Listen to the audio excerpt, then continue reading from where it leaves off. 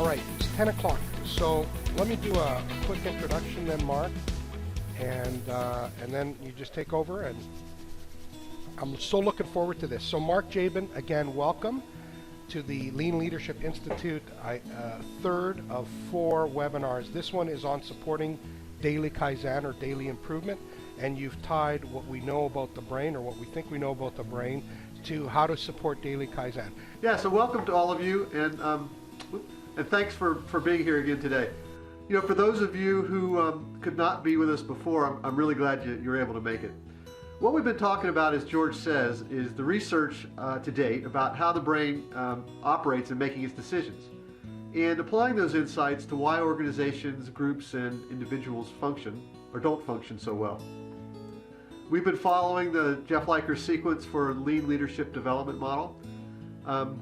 Self-development, which really, from the brain standpoint, means acknowledging the inconvenient truth, as George mentioned, that your brain is into plausibility, not reality. And therefore, the basic premise for improvement that you must be willing to challenge your story because it's likely missing something. That is, if you want the best chance to make the best decision possible in the given circumstances at the moment. Coaching and developing others, which was about helping and assisting others to do the very same thing so that their stories are better and more valid challenges to yours. And today we're going to talk about supporting daily Kaizen and really get into talking about how we are creative and how we really get to innovation. The Burns study that we reviewed last time tells us that someone with a fixed view is processing in their amygdala, an area that is focused on individual survival to the exclusion of anyone and everything else. One of the many voices in the hidden brain, its functions, and the hidden brain are functions and processing outside of one's awareness. But the same person, when entertaining other options, is processing in an area of the prefrontal cortex, a totally different part of the brain. And this suggests that we are wasting our time trying to have a discussion with someone in their amygdala, someone who has adopted their defender stance. And yet, if we are to make our best possible decisions and choices, if we need to challenge our story and have others challenge theirs, then we need everyone to be in their challenging mode, sharing their views and considering yours. And it's not just the other person. We learned about mirror neurons as a mechanism the brain has to incorporate the experience of others into our data. But the Jaben study that we reviewed demonstrated that the more power and control one has, the less active are those mirror neurons. The less willing you are to factor in that data that might challenge your story. The more you favor the voice of the amygdala, and the more you'll adopt the defender stance. The more dueling in the dueling solutions. So we need a catalyst, some sort of credible evidence or reliable experience that makes it clear that defending the current story is not going to lead to success. But that catalyst, to be meaningful and accepted, others must see you as someone worthwhile to partner with, to let their guard down, so to speak. And only then might they share their story with you and maybe even listen to yours. Their resistance is the clue to what your story is missing. You need that. It points you to the right door to pursue. And acting with respect, how I deal with that resistance, is the key that can open that door. But it's your credibility in their eyes that is the driving force to turn the key. The reality is that there's no need to read minds, but there is a big need for the coaching component to foster daily improvement, to construct an atmosphere for creativity and innovation to flourish, a focus on changing, not changes. In 1978, Tom Daschle arrived in Washington, newly elected to the House of Representatives after winning his race in South Dakota by a mere 14 votes. He told me that was 60% of the electorate.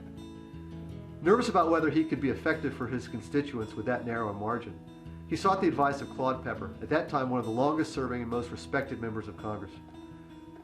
Mr. Pepper took off his considerably thick glasses and told the young Tom Daschle that if he wanted to be around for long, he'd need 20/20 vision. And that would require 2 eyes, interest and involvement. Success would not revolve around whether he was an R or a D, a Republican or Democrat, but whether he was more C than D, constructive rather than destructive. And he hoped Mr. Daschle would be a C. They needed more C's. Curiosity is about having 2 eyes, enough interest to challenge what you believe by seeing the world as it is, rather than how you hope it to be, and enough involvement by challenging your explanations, rather than remaining blind and hindered behind your beliefs. Disappointment occurs when what you hope for turns out not to be so, and failure means the disappointment is unchangeable. But innovation, the third eye, it means taking the disappointment, peering into the unknown to find the next step forward when it's not immediately recognizable. Innovation takes a willingness to spend the energy applying your creativity to adapt what you want to what you need. It takes a commitment to test those ideas, to find the options that respond to the full array of risks, rather than the loudest voice focusing you on what you want. It takes enough interest to challenge your view and enough involvement to honor and incorporate all the risks, to get together on the observed circumstances and get together on the sorting criteria in order to make the best possible decision moving forward. As Mr. Pepper knew, without the first two eyes, interest and involvement, you just won't get the participation and engagement from others needed to get to the third eye, innovation. Innovation can only occur if you are a C, not a D. And remember, it all starts with the basic premise. Your story is likely missing something. Right. You know, George, the book is really going to take the things that we've talked about, the sort of the fundamental concepts over these webinars, is really going to expand on them, add some stories and some examples. So I think there'll be a lot in there that hopefully help you understand the subtleties and the nuances as you shepherd change.